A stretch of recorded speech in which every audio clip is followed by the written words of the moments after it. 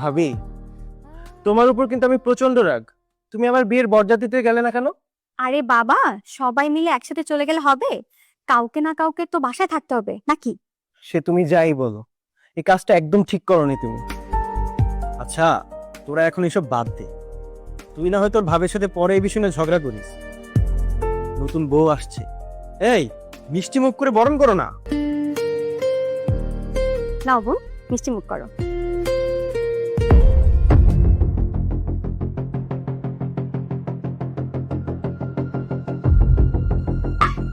বোমা, তুমি এটা কি শুরু করলে?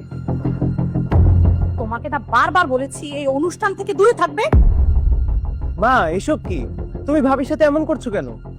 তোরা নতুন জীবন শুরু করতেছিস, আমি চাই না কোনো বন্দার বদনজর তোদের উপর পড়ুক।